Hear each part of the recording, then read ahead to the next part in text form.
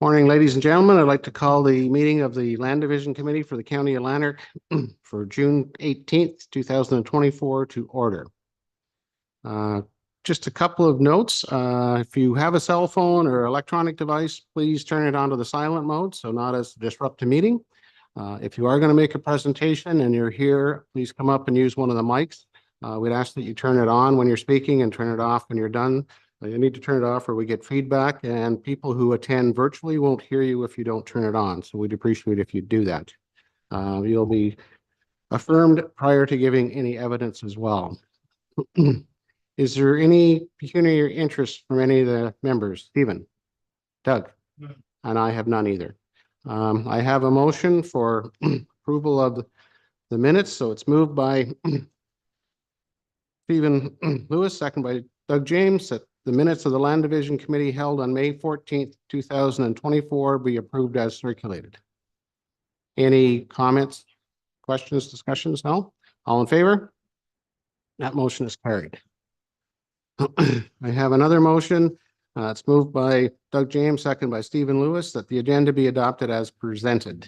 Any discussion? Hearing none. All in favor? That also is carried.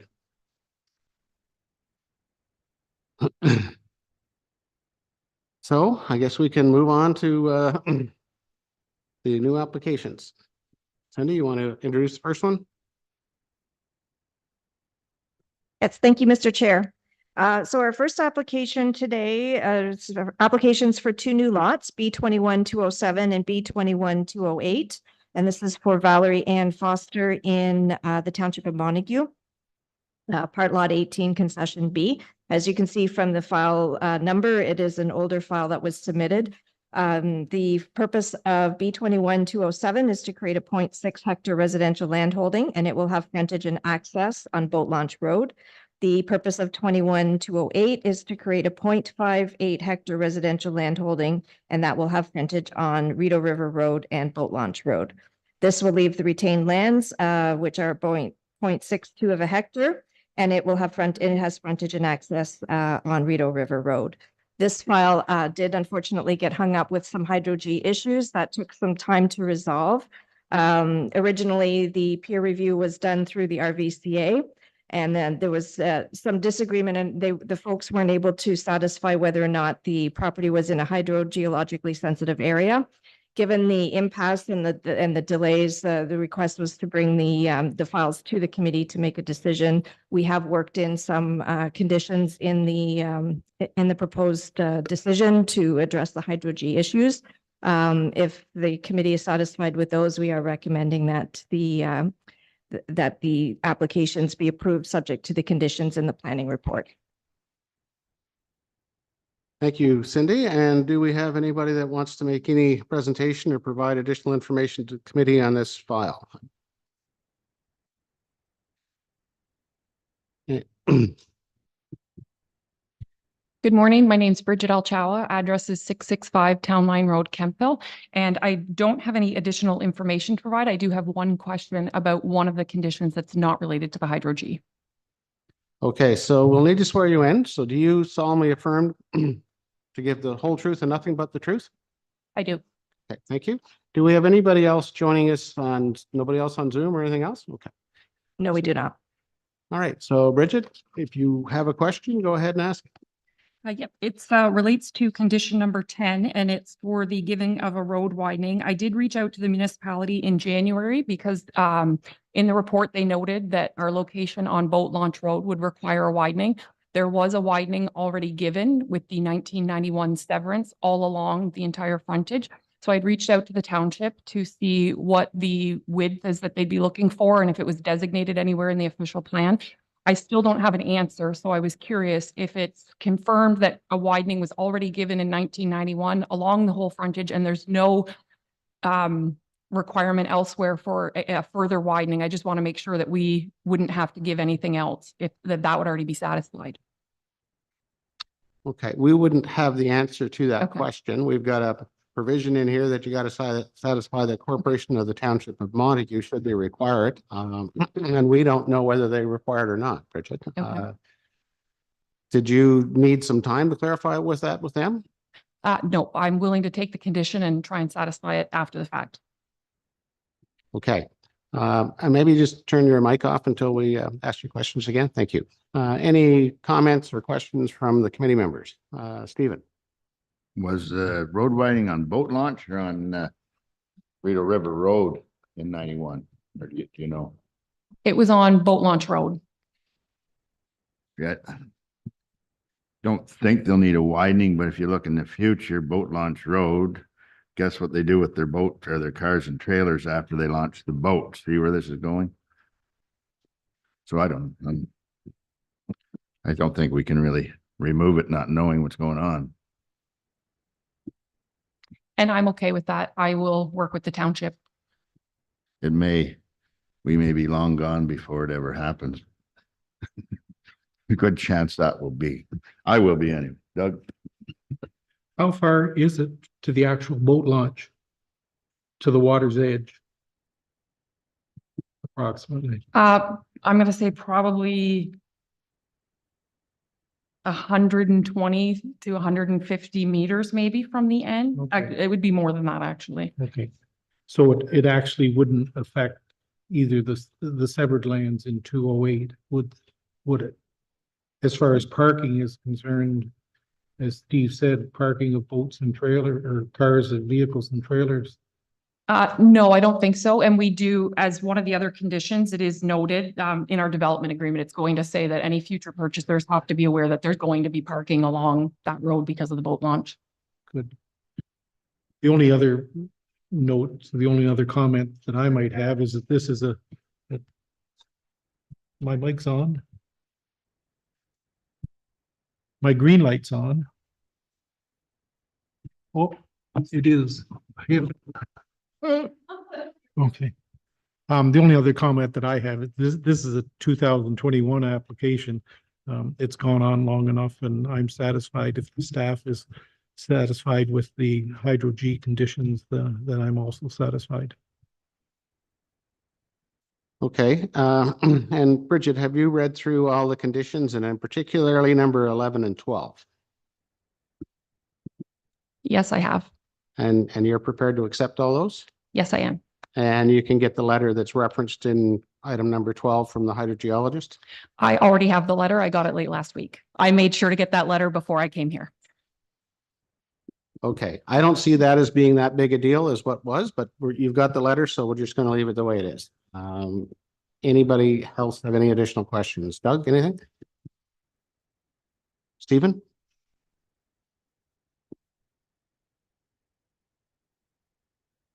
Okay, well, I have a motion that applications B 21207 and B 21208 be approved subject to the conditions presented in the planning report.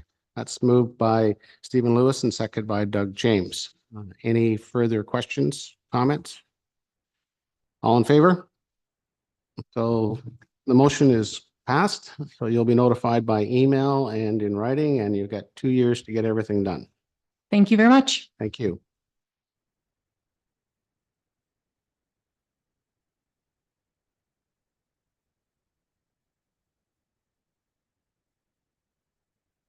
Okay, Cindy, might as well move on to the next one. Okay, thank you. The second application this morning is application B 23/144 for Gordon Patterson for creation of a new lot in Lanark Highlands. This new lot is proposed to be 1.6 hectares and it will have frontage and access on Kingston Line. The retained lands will include a fairly large parcel, several pins. It ends up being an 89-hectare residential land holding. The township road goes through that land holding, so there's natural severances as a result of that.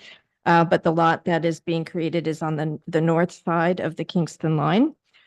We initially had prepared this report to go through delegated authorities. There were no outstanding concerns with respect to public comments or planning concerns.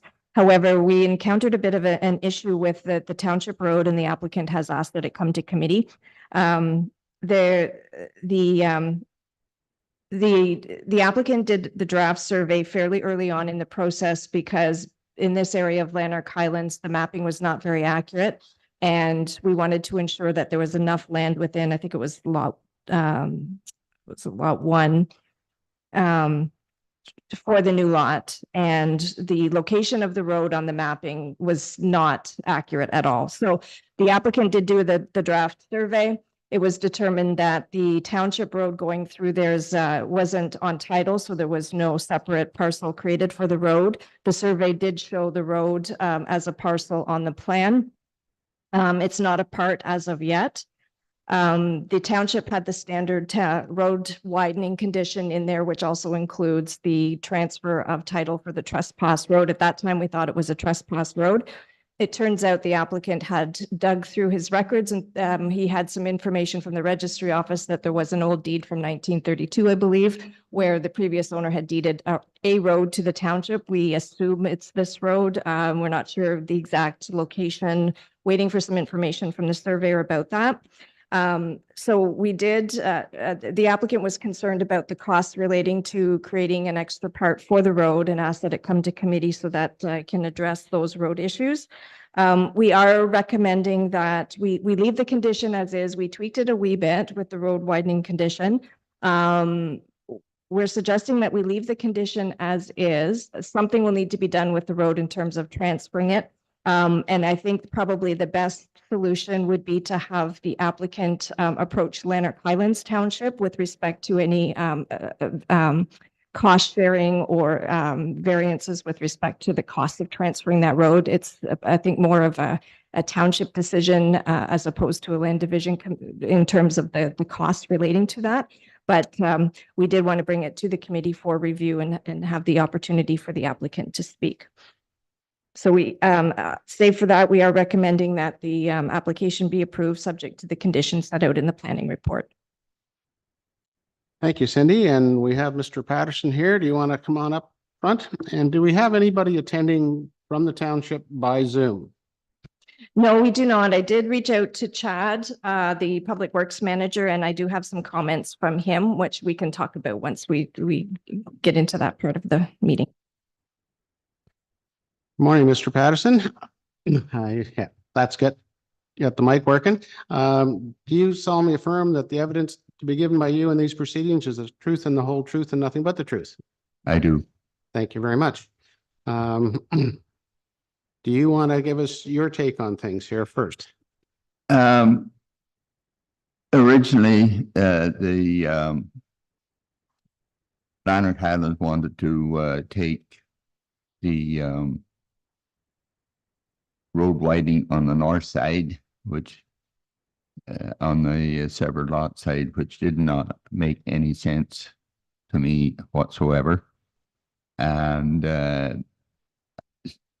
so they kind of changed their attitude, and it could be taken from the south side if needed.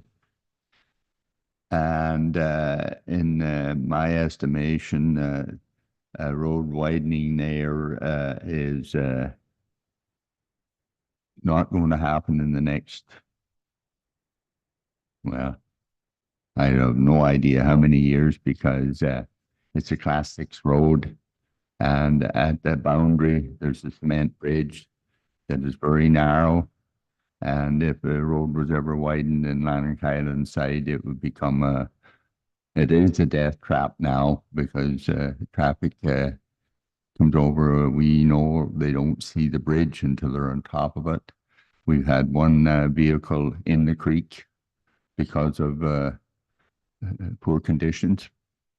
And I've been dickering with the road super, and we just have not made actual connections. My first statements sat on his desk from the end of April to the end of April, or end of May, which he had never looked at until I pressed him. And then they made some changes on the request. Then I talked to the surveyor, finally got a hold of him this morning, and they're willing to put a part number on the road as it's mapped out on the severance. And hopefully the township will accept that as their road because they bought it back in 1932 from a previous owner, as the secretary had said, and I don't feel justified in having to pay lawyers and surveyors to identify a road that has been there since in the 1930s. The township already paid a previous owner for. And I basically come here just to see how the process goes, and I will continue to negotiate with the township on that road. Have you looked at the wording for the condition that's in the draft conditions here, Mr. Patterson? Yes. Are you agreeable to that wording, or are you not agreeable to that? Well, basically, they're indicating that yes, down the road, if they need a road widening, I don't have a problem with that. But at this point, it just doesn't make sense. Why would you need a 66-foot road license for 300 feet when there's only 40 feet on the rest of the township road? It just doesn't make sense. So I don't think there's a big issue there. If it does happen, I have no problems seeing that they get the road widening, but I want to see the bridge fixed, and that belongs to Central Frontenac. So, you know, it's kind of a back and forth thing at this point. Okay, and Cindy, you said you had some correspondence from the road superintendent you could provide us? Yes, thank you. And before I read out what he sent me yesterday, one thing I did notice with the old deed, it's a meets and bounds description, so I can't plot out exactly where it is, but it does say 33 feet from the center line. So if the surveyor makes the determination that that deed is the road, it is possible that he'll already make the road 66 feet, and I don't believe any further road widening would be required. If they keep it the way it is with the sort of the reduced width, then potentially down the road that the widening might be wanted to make it the 66 feet. When I checked in with the township yesterday, he acknowledged that Gorda was in and provided the documentation to them last week. And acknowledge that the township already does have the deed to the road. It's just a matter of correcting the title, because the system doesn't show it in the land title system. He indicated that during his initial conversation with him on June 3rd, he noted that there may be a deed, but it is unclear if an old deed outlines the boundaries of the recently surveyed road. So we're just not exactly sure if that road describes where the physical location of the road is today. And he acknowledged that I captured that concern in the report for the land division meeting, but nonetheless, he wanted to provide those comments for the file. So Cindy, in condition, the last sentence in condition number 9, is it the intent there that the applicant would be looking at paying for the surveying of the road widening if required? Is that how I interpret that? So are you talking about the township? Oh. Okay. Oh. Yeah, no, and that's the typical wording, so that any survey work that's required for the road is incorporated into the applicant's survey, and it is covered by the applicant typically. So what I was hoping to find out from the surveyor, and I wasn't able to determine today, is what that actual cost would be for him to amend. Like, he's got a draft plan prepared already. I just don't know what's going to be involved in amending that draft plan to add a part to acknowledge the deed for the road. So there will be some additional costs there. I don't know yet exactly. I don't know, Gord, if you've got any further information from. The last I got was this morning, and the surveyor said that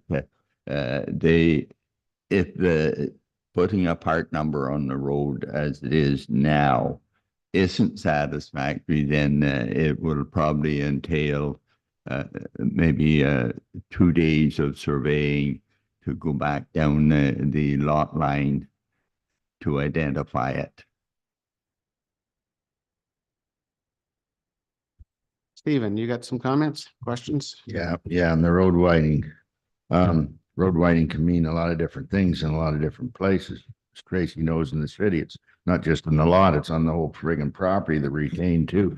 But the Kingston line, I know the Kingston line road. I know what Gordon's saying. They're just wanting this road widening along the severed lot. Am I right? That is correct. Now, I know Mr. Patterson has also surveyed a second part adjacent to the lot that he is severing off for Right. future potential severing. I don't know if it would make sense. That would be up to Mr. Patterson in terms of the extent of where they want that frontage to go. But yes, it would not, this one would not make sense to survey the whole road through that concession lot because there's quite an area of it. Okay. So yeah, it would just be in front of the severed lot and possibly the part two if the parties, if that made sense. So then it also can get into the road widening. They take the road widening, nothing happens or nothing changes, but they own your fence. So then you got to get an encroachment agreement to do it legally, to have your fence on their property. I've seen that before. And it is the Kingston line. I'm not sure we even need to worry about the road widening up there. The only thing I can see possibly wrong, if it ever does happen, if the house that's built on that lot is too close to the road and they do expropriate, like if they need a road, they'll have to expropriate. It costs millions and millions of dollars. I can't see it happening. But if the house is too close to the road, that could cause a problem. Is there any way, and if the road widening does come off that to the feet required, does that leave the area of the lot too small, or is there still lots of room? So I think the issue or I don't think that will be an issue in this case because the Public Works Manager, Mr. Patterson, have both confirmed that it doesn't make any sense to widen on the north side of the road, which is where The house is. where the severed lot is. If in the future there is any widening of the road, it would have to come from the south end just due to the topography. Like, I don't feel bad or feel irresponsible just to take the whole road widening thing right off of that lot up there. I don't think it's necessary. Those are my thoughts. Yeah, well, I was looking for clarification on that clause because I think the way it's worded now, it leaves it open for the municipality to take not only the road widening off the severed lot, but also the retained lands, because that's what they asked for to start with in their comments. So I think that should be clarified that this is what they get. I got no problem with showing the road on the plan and having it given legal status accordingly. I expect that was something that happened when the registry office went through and changed their means of registering parcels, but I don't know that. But I don't want to see Mr. Patterson go and have to survey the whole darn thing for a couple of miles because there's an awful lot of frontage on the land holdings that he has. Doug? I'd be content to amend it to show that it's only off the south side of the severed lot. I think that wording is in there already. Maybe we can make it clear, but on the second line, and it says, in addition, any road widening considered in addition to the trespass road can be taken from the south side of the road rather than 10 meters from the center line.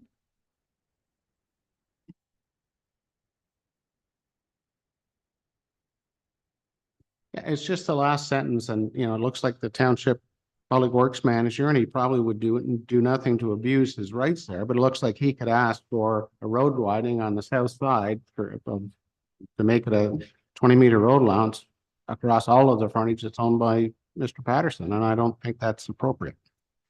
In the first sentence, I have said along the frontage of the severed lot, and as opposed to severed and retained. But if you want to make it more clear, we can add something to at the end to say that this widening would only occur with the frontage of the severed lot. If it's from my point of view, I have decided or come to the conclusion that that is actually all they're looking for is for the in front of the part one lot. is all they're asking for at this point. But to identify the road through there, if it comes to having to survey the lot line for 3 miles to identify where it actually is, that's going to cost me a pile of money. That the township bought the lot back in 1932. They bought the strip of land through, and I just don't feel justified in paying for a survey and a registered plan for a road that the township already owns. That's the part that bothers me. I wonder if we can make a suggestion that we clarify that if the township does want the entire road surveyed through Mr. Patterson's land, that any cost be, like, that portion of the road be covered by the township. They could do it within that plan and cost share, or they could do a separate R plan if they want, but keep that out of the actual severance application that we're dealing with and only describe the road as it looks in front of the severed lot. The other thought I've had is that we could approve this the way it's worded. And if Mr. Patterson has significant difficulties with the surveyors and the township when he tries to get his survey done, and it's going to cost a whole lot more money, he does have the right to come back and request an amendment to the conditions that we have on his severance. And we could consider that amendment at a future meeting, I think is the way that works. Cindy, right? So that's another option. I think we're all sympathetic with your situation, Gord, but we don't know exactly what the township's asking for yet and what the surveyor is going to charge, and you don't know either. If it does come back to this committee on an amendment, it's almost a foregone conclusion that it's not going to be surveyed by Mr. Patterson across the entire length of that trespass road. I don't know why we put him to that expense of coming back. I'm still content to pass this with it being a road widening only off the south side of the severed lands. But Doug, by the creation of the road, by the dedication of the road, you realize that the severed lands now are the entire parcel on the south side. So now we're talking a couple of miles of like. Was it a couple of miles? Is it a Yeah, couple it's of quite miles long. along the severed? Well, it's severed by the creation of the road. So you could. Okay. You're a smart lawyer. You could say that that's a severed parcel, I'm sure. Maybe we could clarify that would be naturally severed as a road as opposed to the created lot, the lot created through the consent process for the severed lot to the north. So I get what you're saying, because you're talking about the lands to the south are naturally severed once the road is created. What we're talking about in terms of the need to create the road in front of the severed lot would only relate to the severance application, which is the part 1 on this application. Yeah, but we already agreed there's going to be no frontage taken off the severed lot because it's on the north side. And we said that, so the last sentence could probably be taken right out of there.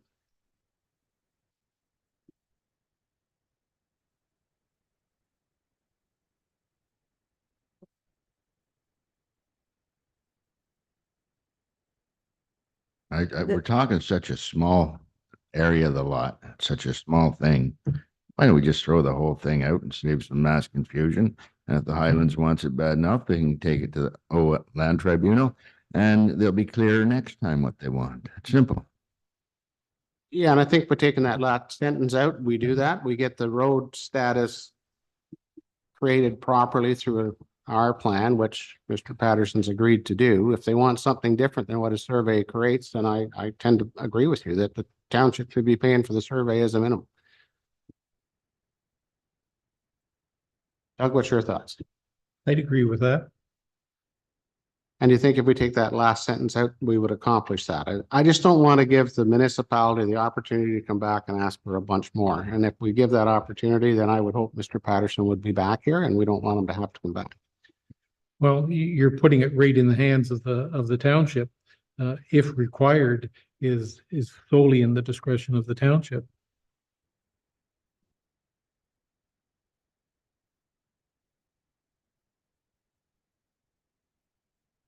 What's your thoughts, Stephen?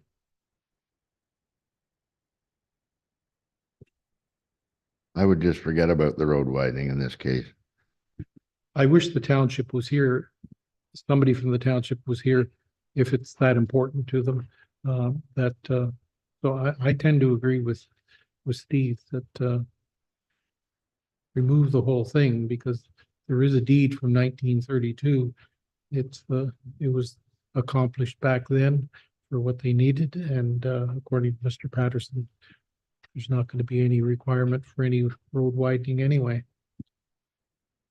No, but I think the township wants to get that road issue cleared up, and I think there's an opportunity to do that. So that's why I would suggest just taking out the last sentence, and then they're just basically getting deeded to them the road that's already been shown on a survey plan and is indicated can be shown as a part.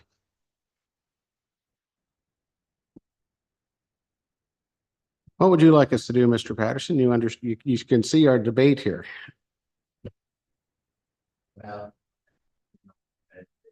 Can you use your mic, please?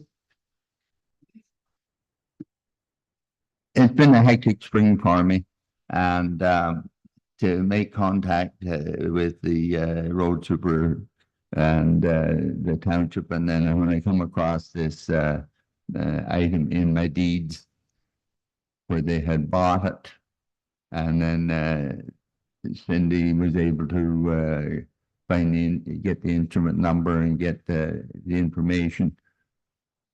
The road should be all there. And I just, I'm not on email, so I rely on the phone to talk to them, and it's phone tag for the last, well, all day yesterday and Friday, and just not making connections. So time goes in, and here we are today. And I had asked the road super to call me on my cell phone yesterday because I knew I was going to be out. And when I come in at 4:30, there was a message on the house phone from him. Now, whether he tried the cell phone and I had no service where I was, I have no idea. But when I left this morning, he wouldn't be in the office, so there was no point in trying to call him this morning to get some more clarification. But Okay, well, do either of you gentlemen want to make a motion to amend the conditions, or? I also wonder why option 10 is necessary. The necessary part of it, I think, is the exoneration of the township and the county with respect to the quality and quantity of water. I don't like that condition. The orderly development of the land. I don't like that condition. Yeah, I've heard that one from you lots of times before, Doug, so. I still don't like it. I'd rather it be removed and the quality and quantity of the water be put in the advisory notes. I assume that's a standard condition that the township have asked, Cindy? That is typical wording that Lanark Highlands uses for their condition. I'm just looking through here because I know there was some restrictions. The septic report did indicate that there was limited area for the installation of a sewage system. I don't think there was any studies that would indicate any other sort of restrictions, but there were some conservation and septic comments that I guess there's some steep slopes and sort of limited areas where the septic would be able to go. But can't that be controlled at the building permit time being issued by the township? And is that not sufficient? Lanark Highlands is the only township in the county that's typically having this condition put in. I'd like to be consistent across the county and not just have one county being restrictive, and it's going to be expensive for a development agreement to be prepared and registered on title. I'm here to see that the cost of these applications be minimal as far as the applicant is concerned. Well, perhaps this is an issue that's best discussed between the county director of planning and the township's director of planning and then brought back to us. He understands our concern, I think. So we've tried this before without success so I don't like the idea of removing that one, but like I said, I'd like to get on with this application. So I would entertain a motion for an amendment to the conditions. Stephen, do you wish to make such a motion? Yeah, I'm in favor of the water thing. I think that's fair to the rest of the people in Lanark or in the county not to have to bail in if there's a water problem. It's the homeowners thing, but I would love to just see that road widening thing gone. Okay, so Remove the road widening condition. Which one is it? 10? No, number 9, would you want to remove it in its entirety? Is that your question? that would be my suggestion. Remove number 9. It's just going to be a hassle. I can see it coming for no big outcome. I'll agree with Steve if he'll agree to take out number 10.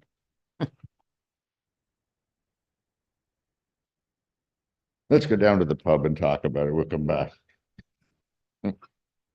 I don't have time to go to the pub right now and it's not open yet in most places, but I'm sure Stephen could find us a spot we could go. But having said all that, let's do it number 9 first, Doug. And if you want to do a separate motion for number 10, we can do that as well. Stephen, we're looking for a seconder for your motion to take out number 9 in its entirety.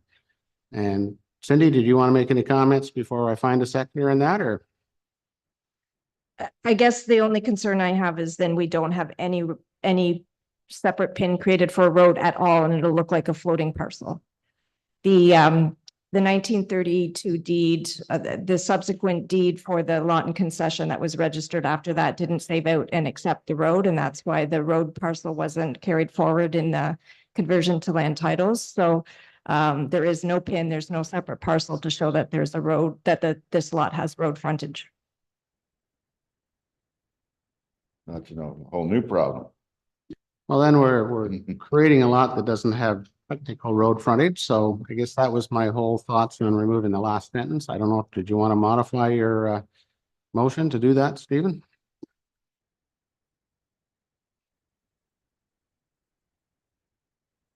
Is there any other way to do it by taking out the road widening and still being able to identify that lot?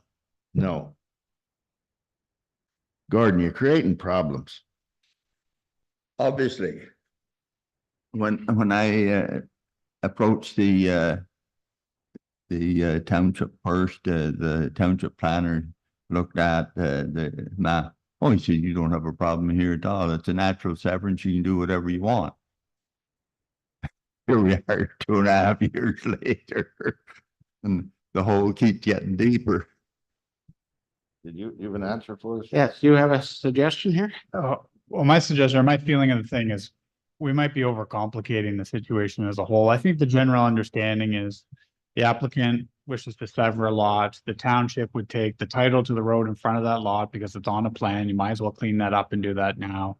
And if there's a deficiency in the width of that road, it would come off the south side of that piece of land that's going to be transferred over for the road.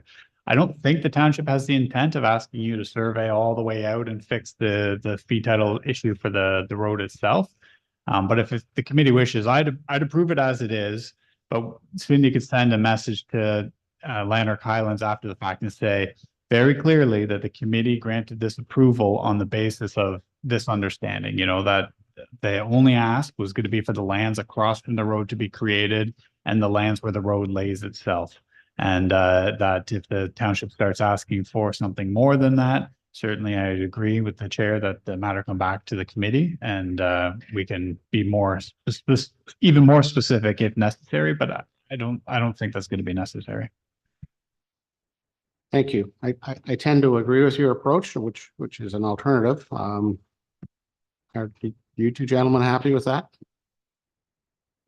I'd be Okay. happy with that. You'd be happy with that? Okay, so I think, Mr. Patterson, the general consensus, unless you have a big objection to it, is we would approve this as is. You go talk to the township and try and get things resolved. And I'm going to do my best. and if you have no success getting to do something reasonable, come back and see us. How's that? Okay. Fair enough. All right, so I have a motion here that's moved by Doug James and seconded by Stephen Lewis, that application B 23-144 be approved, subject to the conditions presented in the planning report. All in favor? You're in favor, Doug? I still don't like condition number 10. So noted, and maybe that can also be a separate discussion that would be helpful. So that's been approved and you'll get notified, and good luck, Mr. Patterson. We took the long way around on that one. Yes, we did. I hope we're not that long way around in the next ones. Well, thank you. Yeah, Yes, thanks for listening to all our debate there. It was. Okay, Cindy, we might as well move along.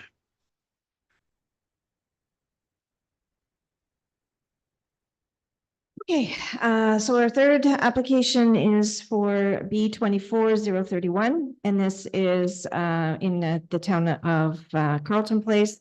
Owner is 2391766 Ontario Inc. And the application is for the creation of a new lot. The new lot is proposed to be 1.52 hectare vacant land holding. It will have frontage and access on Napoleon Street. It also has frontage on Lansdowne Avenue as well. The retained lands will contain a 0.94 or do contain a 0.94 hectare land holding, which has an existing seniors residence, which has recently been constructed with frontage and an address of 6 Arthur Street. The applicant, who's I think has some presentation as well, but they did provide a planning and serviceability report in support of the application. There were some public comments and concerns, so this is why the application came to Land Division. Those are included in your package. Believe the town has addressed those concerns in the summary of the report. Just also wanted to clarify that we've corrected the conditions. There was a reference to the well located on the retained lands in the original version, and the well was actually on the severed lands. So condition number 7 that talks about decommissioning the well, we have amended that to read that the well is located on the severed lands. We are recommending approval of this consent subject to the conditions set out in the planning report. Okay, thank you, Cindy. And do we have some people attending by Zoom? Or my notes indicate there were some people planning to attend by Zoom. Good morning, Mr. Chair. This is Vithalin from Aegis. Good morning, Vithlin. Now I got 2 words that are hard to say. Aegis just doesn't run well off my tongue, but you could understand why, I'm sure. We can stick with Macintosh Perry if that makes you more comfortable. No, it's okay. And do we have any other attendees today? We do have Nick Hogan, who is on the Zoom as well. Yeah, I'm Nick Hogan. I'm, I guess, with the 2391766 group, looking to do the severance. Okay, thank you. And do you plan on answering any questions or making any presentations, Nick, or are you leaving it up to Vethu? Vithalin, actually. More educational for me, thank you. Okay, and there's no one else attending? All right, Vithlin, do you solemnly affirm that the evidence to be given by you in these proceedings shall be the truth, the whole truth, and nothing but the truth? I do. Okay, we've been through the reports and through all the comments and read through your report. I think we have a pretty good understanding on this application. Is there any additional information or comments that you'd like to provide the committee at this time, or you just want to answer questions? I'll leave that up to you. There are no additional comments that I have, Mr. Chair. If the committee has no objections, I'm happy to answer questions directly and forego this presentation. I'm fine with that.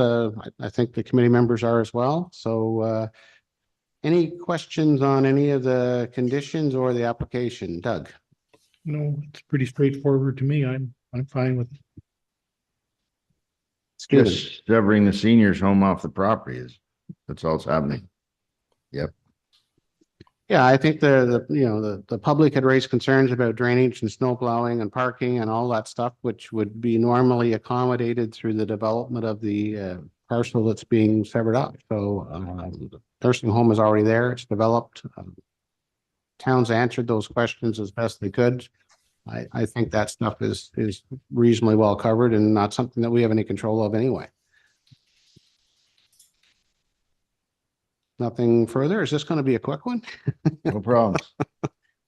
Yes, as long as McIntosh Perry is satisfied with the options, with the conditions, I am.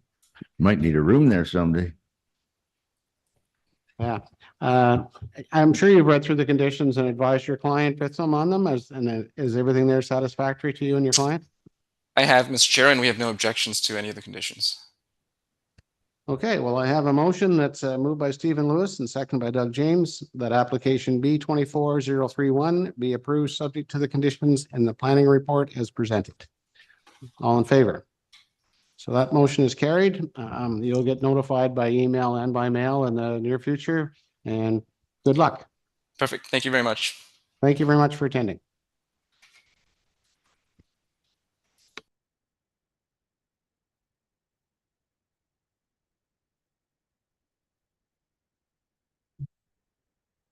Okay, Cindy? Moving right along, our next application is for B 24-036, and this is for a new lot in the township of Montague for Kimberly Ann Norris and Todd Anthony Straight. The new lot is proposed to be 1.8 hectares. It'll be a residential land holding with frontage and access on County Road 43. The retained lands will contain a 46-hectare land holding and will have an existing dwelling, barn, and storage buildings, and it also will front on County Road 43. There was a MRIA study that was presented and an EIS in support of this application. Those have been dealt with through development conditions. There had been a change from the time of the initial application with the MDS. There was an MDS submitted at the time of application. Subsequent to that, the neighbor to the east did construct a larger barn, and that impacted the MDS for the barn, which encroaches a little bit on the proposed lot. So there is a condition in there to require rezoning to identify that area of the encroaching setback. This application also did have a public concern raised with respect to the entrance along an additional entrance along Highway 43. This application did go through Lanark County Public Works, and there is that they have reviewed and have issued an entrance permit for the new lot. So we are recommending approval of this consent subject to the conditions set out in the planning report. And have we got anybody attending the hearing today in relation to this one? We have wanna- folks in person. You want to come on up and tell us who you are and take a seat?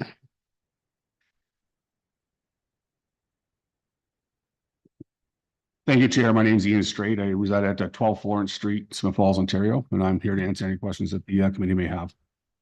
Okay, and do you solemnly affirm that the evidence to be given by you in these proceedings shall be the truth and whole truth and nothing but the truth?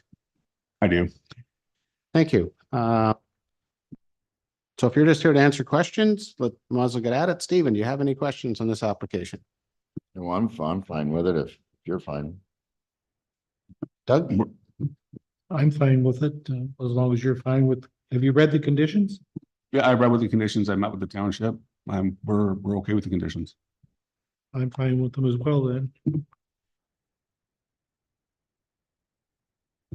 No, you guys got yourselves all talked out with Gord Patterson, eh? Gordon played us right out. Okay, well, I have a motion here that application B 24036 be approved subject to the conditions presented in the planning report. All in favor? You got off pretty easy. Thank you very much. Thanks for attending.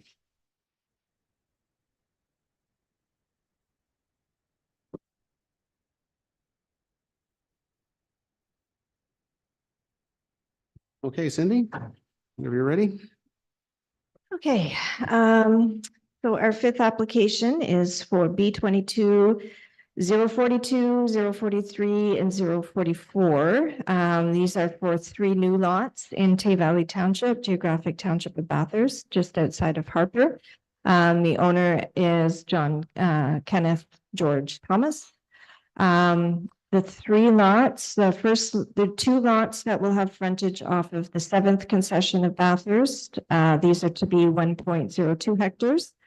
The third application is to create just over 1 hectare lot off of the Bathurst 6 concession. And the retained lot will be approximately 32.61 hectares, which will contain an existing residential and agricultural landholding. This file as well required a Hydro G, and the applicant initially had their Hydro G submitted. The review was done. It started with Rideau Valley Conservation before they were restricted from doing the peer reviews.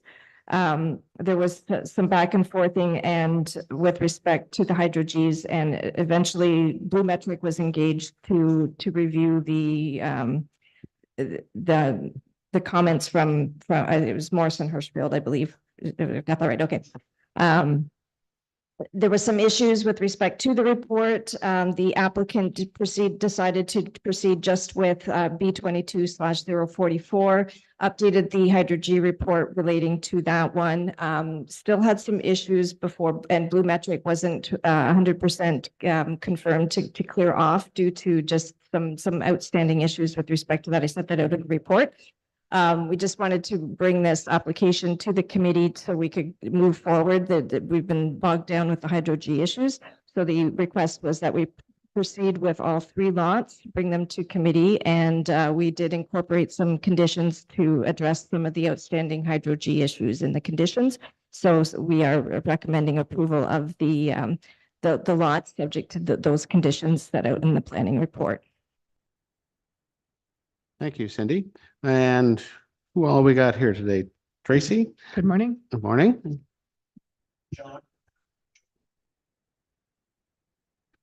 And which do you prefer to go for first name?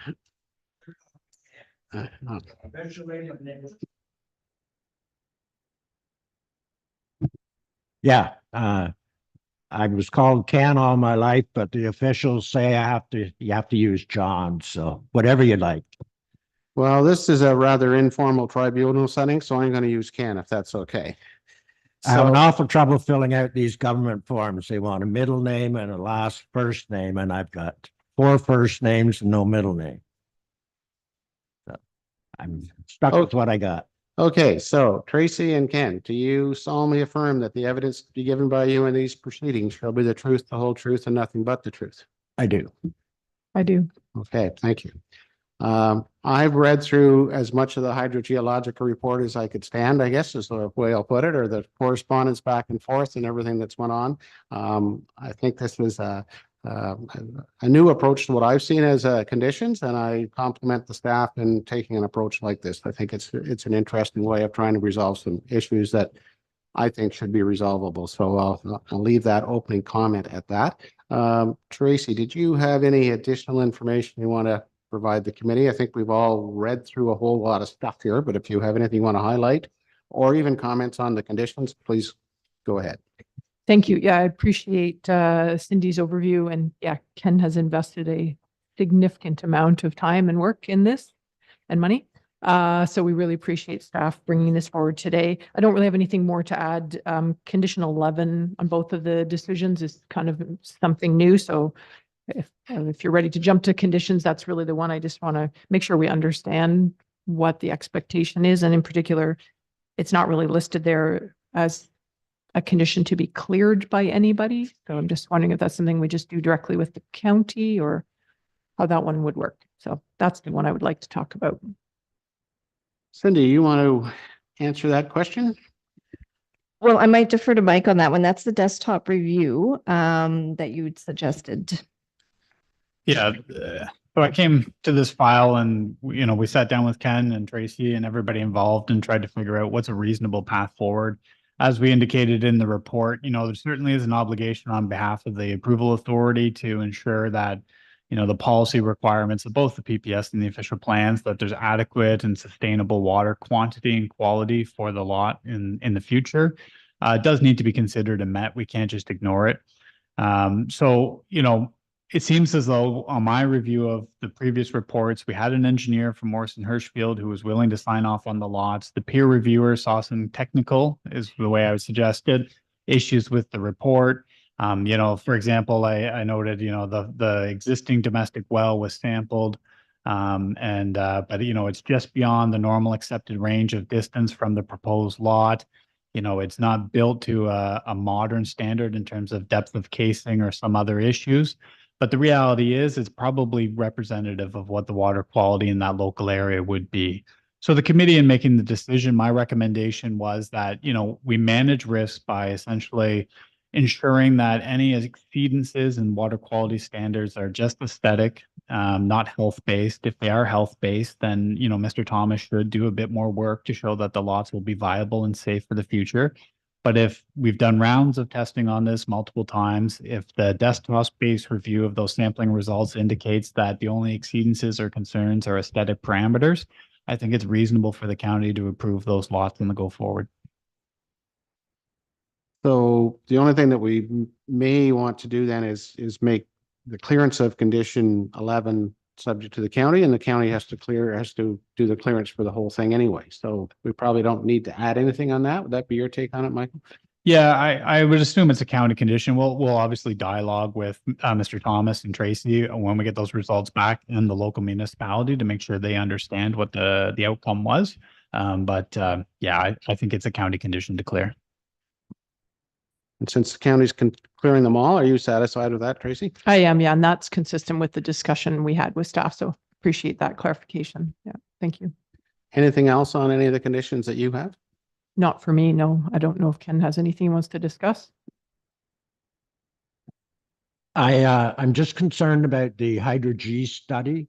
This has been going on for 2.5 years, and I've been told that I may have to sign off with them, and after the fact, they'll come in and study this property properly. And I don't know if I have to give them a check for the rest of their lives, and how long does this last for? I can't carry them on any longer. I got to get rid of them. Well, I I've think got a public health with my well, and they checked it all out, and it's good to drink. It's potable water, and they also came after I pumped the well out for a week. Well, 4 hours a day for 5 days. They came in, they tested the water again, and they were going to have it here for this meeting today. And I haven't seen the report from Morrison Hershfield. So I don't know what they've done with it, but it's someplace in Toronto, I think, or Ottawa. so. Tracy, have you explained what's proposed in condition number 11 to your client and make sure that Ken's aware of what we're asking for? It's really to review all what has been done. And if necessary, I think the intent was that you might have to retest the well and maybe do a pump test. Is that my understanding of how the correspondence reads, Michael? Yeah, well, so it's a limited review. It's a desktop-based review of all the sampling results received, which there's probably 3 or 4 sets at this point for the various lots. And we just want to make sure they go through the list. They'll take a look at what the provincial guideline standard is and make sure that for any health-based parameters, we're within that guideline. You know, Cindy and I, we reviewed it. We're pretty confident that it's going to pass. But again, we're not experts in the area. So we wanted some professional to take a final look and make sure that the health parameters are all satisfied. We haven't got a quote for that work, but I assume, you know, it's maybe 2-3 hours worth of work on behalf of Blue Metric. So, you know, you're looking at under $500 probably in total for the cost to have that done. And again, we think that's a reasonable way to kind of draw these files to a conclusion, recognizing Mr. Thomas has been at this for 3 years and has been subject to, you know, changes in peer reviewers and, you know, some pretty onerous standards. In terms of how we move forward with Hydro-Gs and satisfaction of drinking water, that's a conversation that I could have with county council. And hopefully be able to engage the locals in finding what a balanced approach on the go forward looks like. So does that help answer your question, Ken? Well, I just want my severances, my 3 severances, and I want to get it surveyed, move on. I don't know what I'm doing here. There's 38 months, 1,140 days I've been at this, and I haven't got past first base yet. Well, I'd say you're past first base. You're getting near, I won't call it the finish line, but I think we'll call this a kind of a round and third. Yeah, you're not home run yet, but you're round and third at this, if we go ahead with this as it is, and if you're happy with that, then we'll keep talking about the rest of the conditions. But I think this is the best alternative we can offer you at this time. Okay. Yeah, that's all we can do. So I volunteer to pump the wells. If they want more water samples, I don't know what else I can do. Tracy? I think the most recent water samples that were taken, that's what we will give that report to the county, and then Blue Metric will do, as Mike said, a desktop review. I think the goal now is to just be satisfied that there are no drinking water parameters that exceed the health standards. We obviously don't want to have a water quality issue. If it's hardness, that's treatable. If it's sodium, that's treatable. But there are some other drinking water standards that are not acceptable if they're exceeded. So I think at this point, the county just wants to be satisfied the quality of the water is good. So once we have that most recent report from Morrison Hershfeld, we can give that to the county. That's Blue Metrics as the reviewer would have a look at that. And as you heard from Mike, I think what we're going to find is those standards are met now and we can move forward. I've got two engineering firms. Morrison Hershfield is the group that I hired, and Blue Metric is their competition, or Standec, whatever they're called now. They changed their name recently. And it just seems like they're fighting with each other and I'm stuck here in the middle. Well, I've read through the reports and I think with being somewhat candid here, I think that Blue Metric is trying to work with the county to help find a solution, that there was no solution present when the Conservation Authority was doing the review, and it looks like we've moved in that direction. So I think things are moving ahead, Ken. Yeah. As best we can. Yeah. Because you've got to be able to demonstrate you've got adequate water supply for those lots. Any questions from the committee members? Stephen, anything else?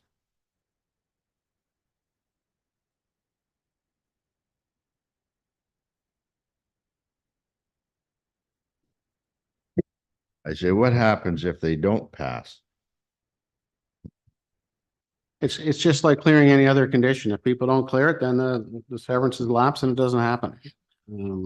I appreciate that, but I think this is a good solution moving forward, in my opinion, because we've been at a bit of an impasse, and this at least gives some assurance that should we satisfy that condition, that it can move forward. Yeah, it's the best we can do. I think so. Doug, any comments on that condition or any other ones? No, none. In my opinion, condition 7A goes into a lot of detail we don't need to, but if the applicant and their agent or staff are happy with 7A, then I'm not going to recommend we change it. I think it just gets into a lot of like minutia that can be just, the report's got to be made available through the development agreement. I don't really care if it's getting into actually septic system design and that type of information, but that's just me. I think that's a detail we don't need to provide, but Tracy, if you're happy with 7A, then I can live with that. Yeah, obviously I would prefer conditions that are simpler. And if the committee was willing to just reference a development agreement to implement the recommendations of the hydrogeology study and leave it at that, that's because all of those things about building envelopes and septic locations and things fall out of the hydrogeology study recommendation. So if you wanted to simplify it and just reference the hydroge study and and any addendums that come to it, that could simplify it, but it's up to the committee.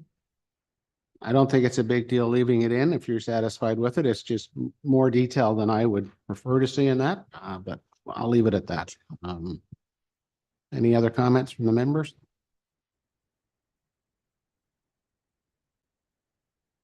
Okay, then I got a motion that's moved by Stephen Lewis and seconded by Doug James that applications B22042, B22043, B22044 be approved subject to the conditions presented in the planning report. Any further discussion? All in favor? So that's carried. You'll be notified.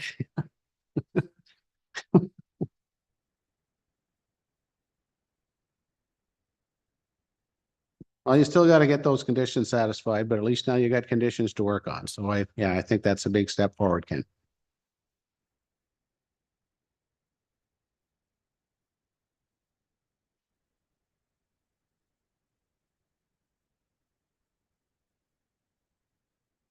Okay, Cindy.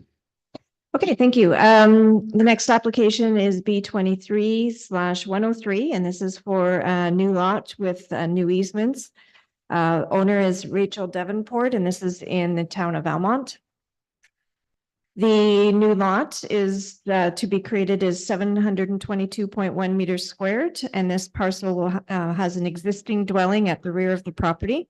The application also contemplates new easements to secure vehicular and pedestrian access, and also there will be reciprocal easements for servicing. The retained lands will contain a 555.7 meters squared parcel of land, which has an existing two-story fourplex located at 169 Country Street in Almont. There was, when this file initially came in, there was some issues in terms of determining where the services came into the two properties or to the two dwellings on the property. And I think the agent spent a lot of time trying to figure that out with the municipality and the utility corporations. At the end of the day, the reciprocal easement was suggested as a solution just because we weren't 100% sure where everything was. And the services do have to be separated for the two properties for water and sewer, which is dealt with in the conditions. I think that was the only thing I wanted to mention other than there was some numbering issues in the conditions that Chris brought to our attention. So we did fix that in the final version of, it may not have been in the published agenda report, but we did fix the numbering for the conditions to make those make sense. So we are recommending approval subject to the conditions in the planning report. Okay, and I see Chris is here, and is there anybody attending by Zoom? Rachel's on Zoom. All right, so Chris, do you solemnly affirm that the evidence to be given by you in these proceedings shall be the truth, the whole truth, and nothing but the truth? I do. And Rachel, are you planning on making any presentation? I don't believe so. Okay, if you decide you wish to, then we'll get you affirmed then. Is that okay? Yes. All right, Chris, I'll let you open the discussions on this one. It sure seems like an unusual circumstance, and I don't know how it ever got looking like that in the first place, but it has so many potentials for creating future problems, but I'll leave it at that. Unbelievable. Well, through you, Mr. Chair, I'll just give a brief history of sort of what happened in the discussions. It started with staff at the township. They had passed some new policies for second dwellings that allowed us to sever the lot. So that's why we were allowed to make the severance in the first place. Staff didn't have any concerns with the proposal. The easements that came about, did evolve over time, as Cindy said. Originally, we were just anticipating the easement for access there, the one shown in yellow, because the owners of the fourplex or the tenants of the fourplex park behind it, so they need to get access to the parking there.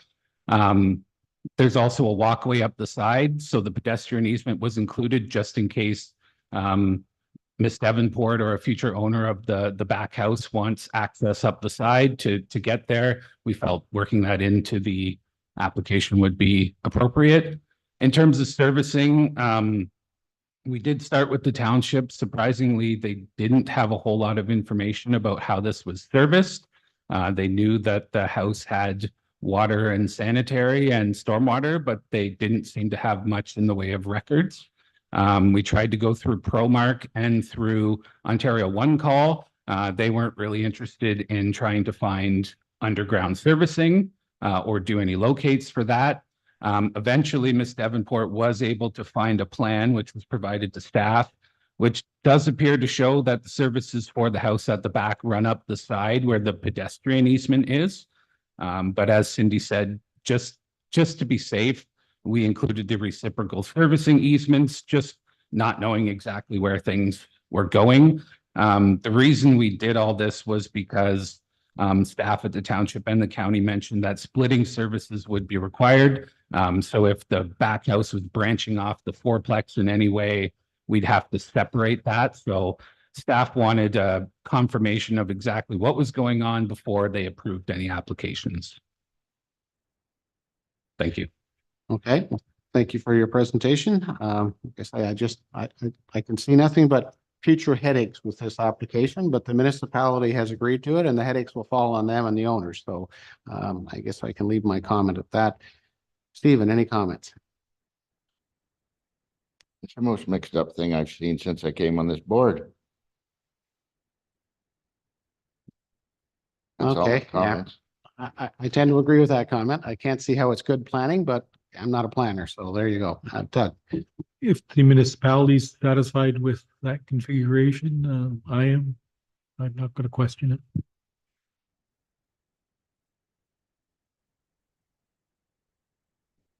Yeah, okay.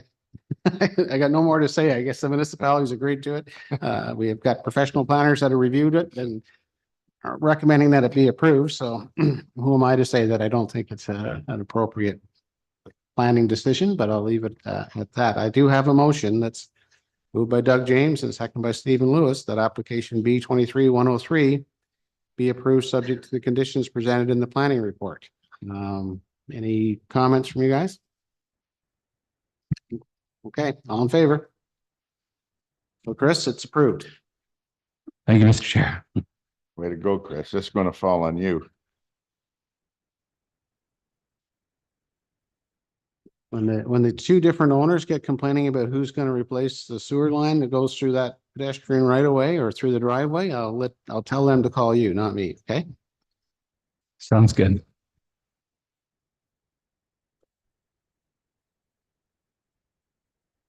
Okay, Cindy.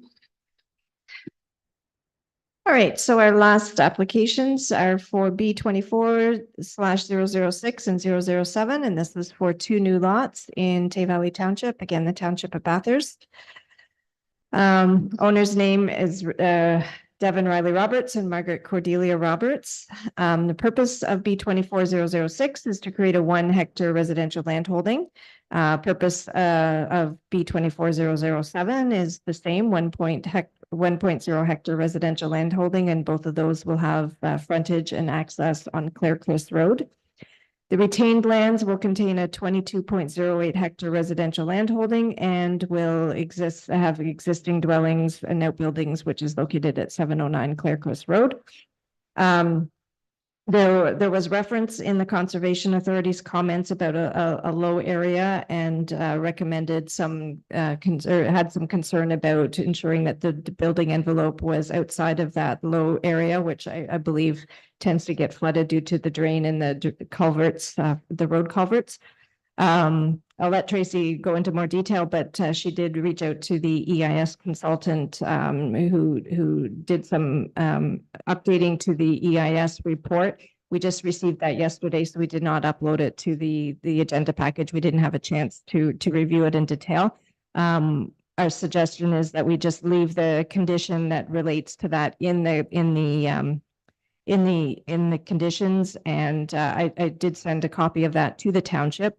Again, Noelle confirmed she received it, but hasn't had a chance to review it. But presuming everything is satisfactory, then it should be fairly easy for that condition to be cleared as a result. So we are recommending approval of the application subject to the conditions set out in the planning report. Thanks, Cindy. And I see Tracy's here. She's already been sworn in. And do we have anybody else attending virtually? Okay, Tracy, the normal thing, we've been through all the reports. Do you have any additional information you want to provide us? And if not, let's just move to any comments you have on the conditions. Pretty straightforward applications after everything you've seen today. The lots are configured to work around some natural heritage features. That's why they're not matching size and shape side by side. They work around some wetland setbacks. As Cindy said, the Conservation Authority raised some comments about building envelopes on one of the lots. When I tracked back to figure out what the Conservation Authority wanted, the planner who wrote those comments wasn't there anymore. Nobody could find the mapping that he referenced.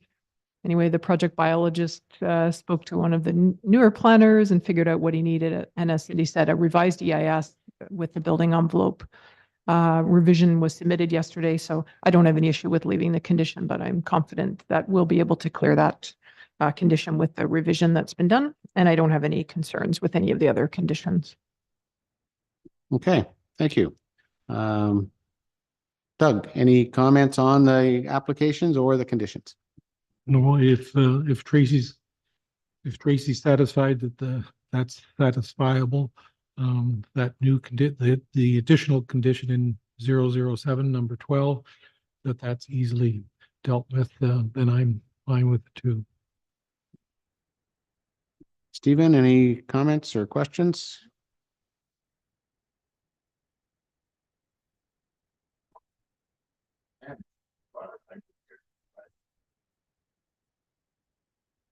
It wasn't very far from the other one we did up on Ken's. Was there hydro Gs on this one, or we didn't have to do hydro Gs?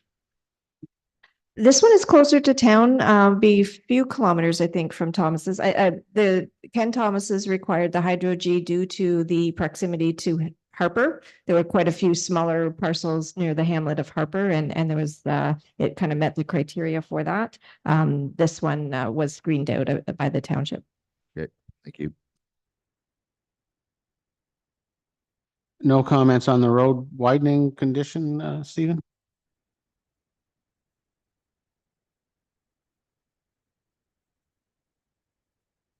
Any further comments from anybody here? Tracy, you're happy? Okay. So I have a motion that's moved by Stephen Lewis and second by Doug James that application B 24006 and B 24007 be approved, subject to the conditions presented in the planning report. Any further discussion? All in favor? So that's carried. Thank you, Tracy.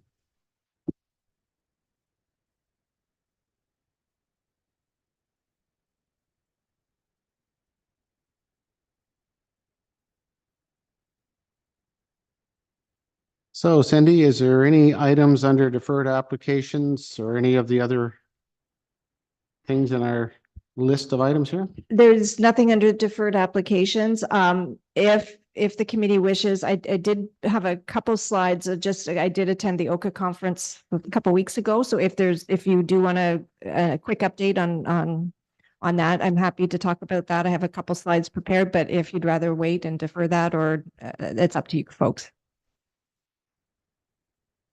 I'm okay deferring, but it's up to the other gentleman.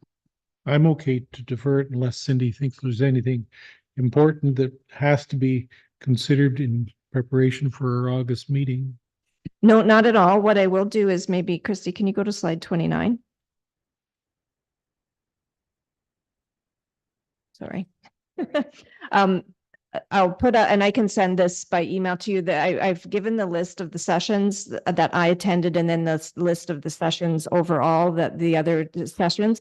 I do have access to all of the PowerPoints. So if there's anything up there in particular that you're interested in looking at the PowerPoint presentations, I can certainly forward that to you. But I'll try to remember after the meeting, I'll take this slide and email it to you so you have a chance to take a look at it. But those were the various sessions that were available. Did you find the seminars beneficial? Most of them, yes. I found that a lot of them are centered on more urban issues, and also a lot of them are centered more on committee of adjustment type of like minor variance. There's a lot of sessions on minor variances versus permissions, for example, which doesn't apply to us at Land Division.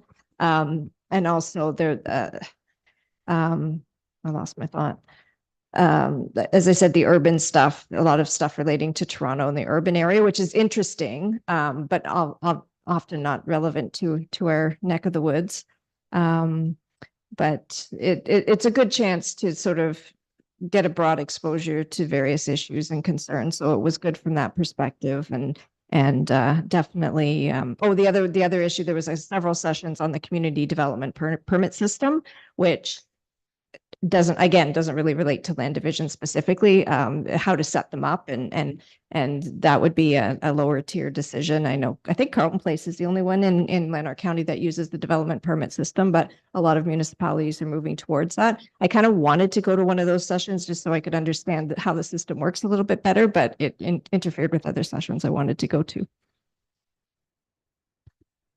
Okay, anything further, gentlemen? I do like the approach that you and Mike made in relation to the Hydro G on Ken Thomas's. I think that's a refreshing approach. I mean, we've tried to create a system for proving that there's adequate water that's affordable and doable and just seemed like we've been beating our head against the wall in the past.